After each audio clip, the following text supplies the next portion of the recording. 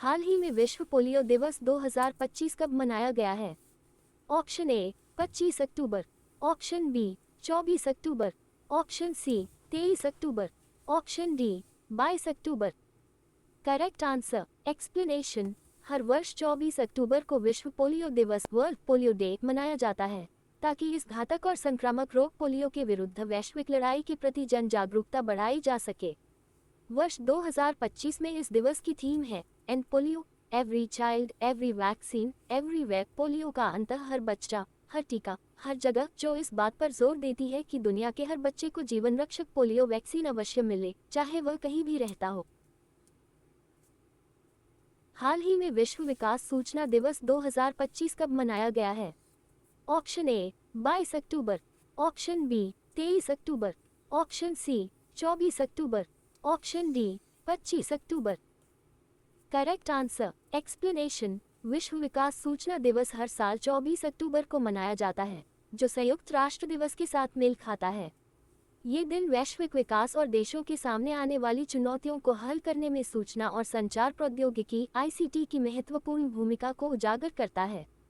2025 में इस दिन का मुख्य ध्यान डिजिटल नवाचार, मीडिया और सूचना प्रौद्योगिकी के माध्यम से आर्थिक प्रगति, सहयोग और सतत विकास को बढ़ावा देने पर है।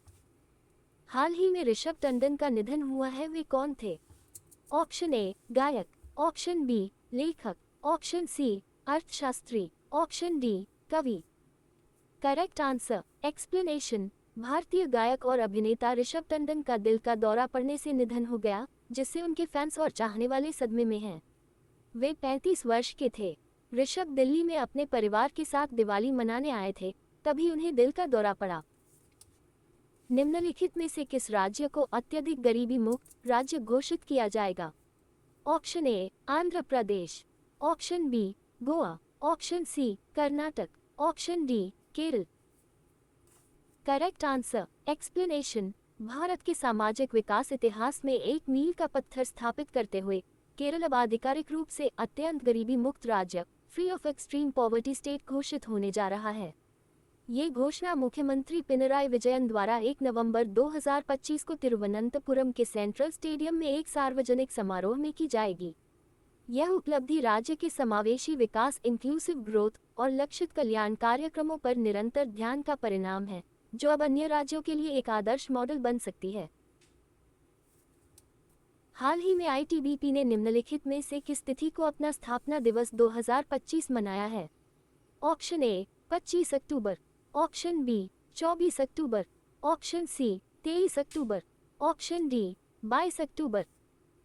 Correct answer explanation. ITBP स्थापना दिवस 2025 हर वर्ष 24 अक्टूबर को मनाया जाता है ताकि भारत तिब्बत सीमा police Indo Tibetan border police ITBP की स्थापना का स्मरण किया जा सके। यह एक विशिष्ट बल है जो भारत चीन सीमा की रक्षा करता है, जो पृथ्वी के सबसे कठिन और ऊंचे भूभागों में से एक है।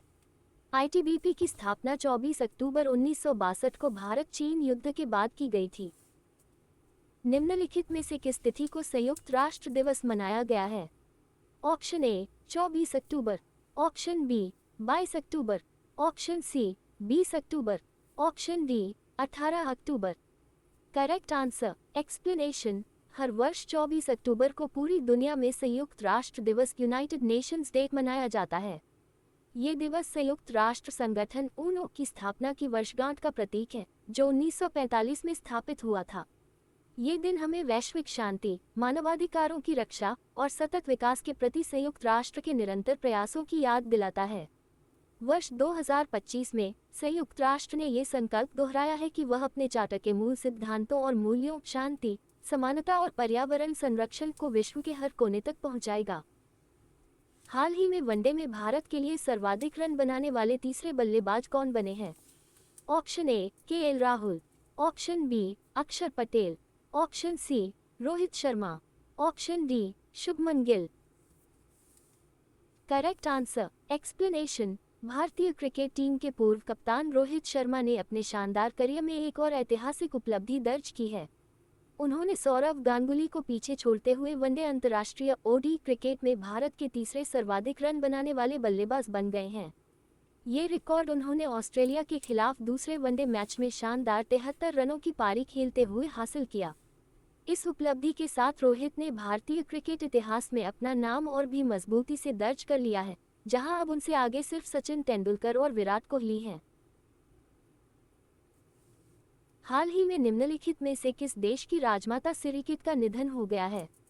Option A Indonesia, option B Finland, option C Vietnam, option D Thailand.